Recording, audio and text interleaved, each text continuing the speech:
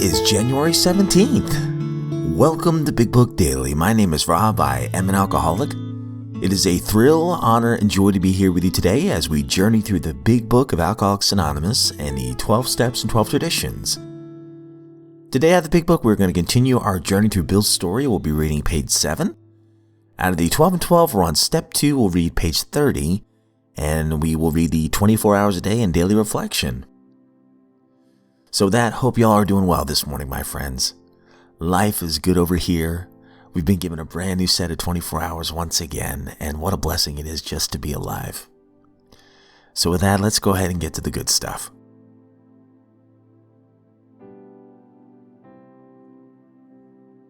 All right, so if you recall from yesterday's reading, things are getting really bad for poor Bill and Lois here.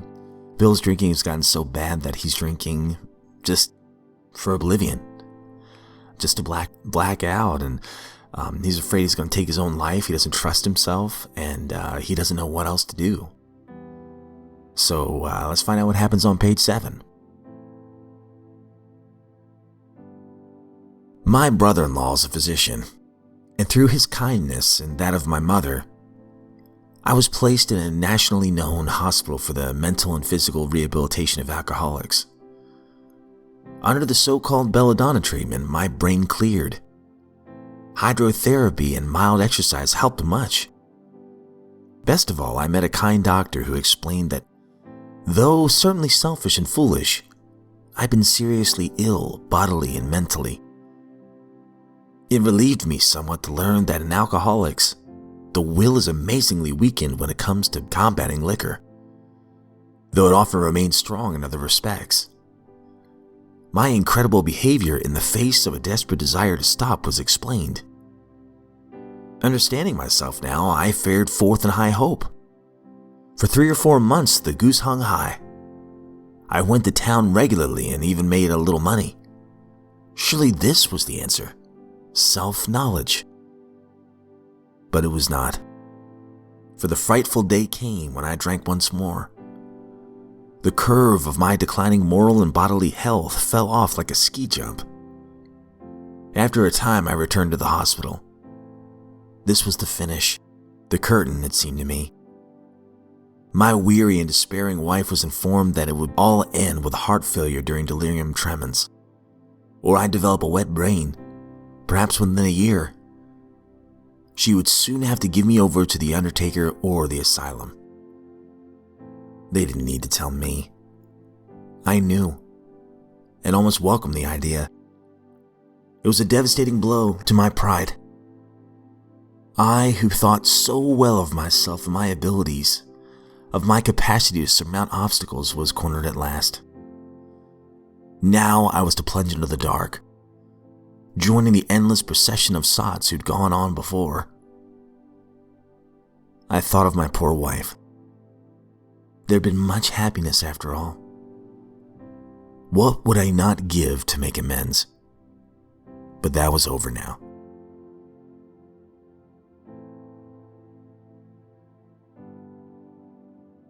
Out of the 12 and 12, we're on step 2. Came to believe that a power greater than ourselves could restore us to sanity. Page 30. Another crowd of AA says, we were plumb disgusted with religion and all its works. The Bible, we said, was full of nonsense. We could cite a chapter and verse, and we couldn't see the Beatitudes for the begats. In spots, its morality was impossibly good. In others, it seemed impossibly bad. But it was the morality of the religionists themselves that really got us down. We gloated over the hypocrisy, bigotry, and the crushing self-righteousness that clung to so many believers, even in their Sunday best. How we loved to shout the damaging fact that millions of good men of religion were still killing one another off in the name of God. This all meant, of course, that we had substituted negative for positive thinking. After we came to AA, we had to recognize that this trait had been an ego-feeding proposition. In belaboring the sins of some religious people, we could feel superior to all of them. Moreover, we could avoid looking at some of our own shortcomings. Self-righteousness, the very thing that we had contemptuously condemned in others, was our own besetting evil. This phony form of respectability was our undoing, so far as faith was concerned. But finally, driven to AA, we learned better.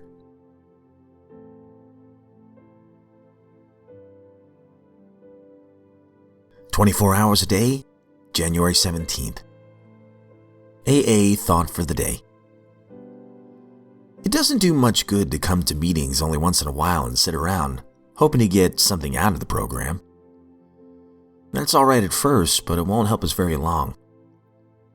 Sooner or later, we have to get into action by coming to meetings regularly, by giving a personal witness of our experience with alcohol, and by trying to help other alcoholics. Building a new life takes all the energy that we used to spend on drinking. Am I spending at least as much time and effort on the new life that I'm trying to build in AA? Meditation for the day. With God's help, I will build a protective screen around myself, which will keep out all evil thoughts. I will fashion it out of my attitude toward God and my attitude toward other people. When one worrying or impatient thought enters my mind, I will put it out at once. I know that love and trust are the solvents for the worry and frets of life. I will use them to form a protective screen around me. Prayer for the day. I pray that frets and impatience and worry may not corrode my protective screen against all evil thoughts. I pray that I may banish all these from my life.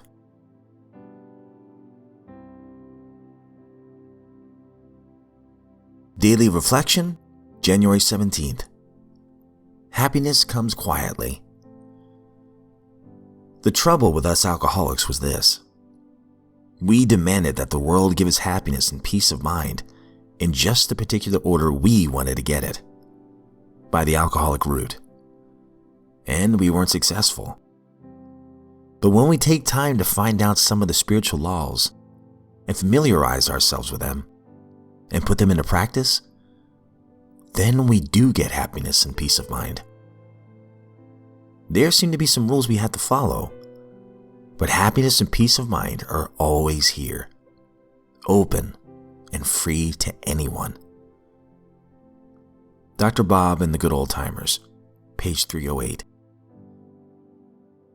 The simplicity of the AA program teaches me that happiness isn't something I can demand. It comes upon me quietly while I serve others. In offering my hand to the newcomer or to someone who has relapsed, I find that my own sobriety has been recharged with an indescribable gratitude and happiness.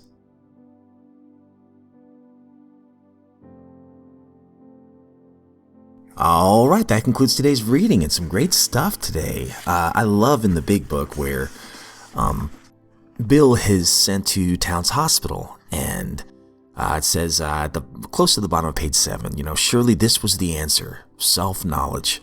And then begins the next paragraph, but it was not, for the frightful day came when I drank once more. And at this point, he knows, I don't know how to fix this. He almost welcomed the idea of either being sent over to the undertaker or the asylum. And then finally, at the top of page 8, I, who had thought so well of myself and my abilities, of my capacity to surmount obstacles, was cornered at last. Now is to plunge into the dark, joining the endless procession of sots who had gone on before. I thought of my poor wife. There had been much happiness after all. What would I not give to make amends? But that was over now. And the next paragraph that we're about to read tomorrow pretty much sums it up, but I can go ahead and preview it right now. Basically, he's about to take step 1 in admitting he's powerless over alcohol. He's finally saying, I can't do this alone. Sure seems that way. Pretty powerful stuff. And then, of course, out of the 12 and 12, I am guilty of sin on this one. It says here on page 30, We gloated over the hypocrisy, the bigotry, the crushing self-righteousness that clung to so many believers in their Sunday best. And we loved to shout the damaging fact that millions of the good men of religion were still killing one another off in the name of God.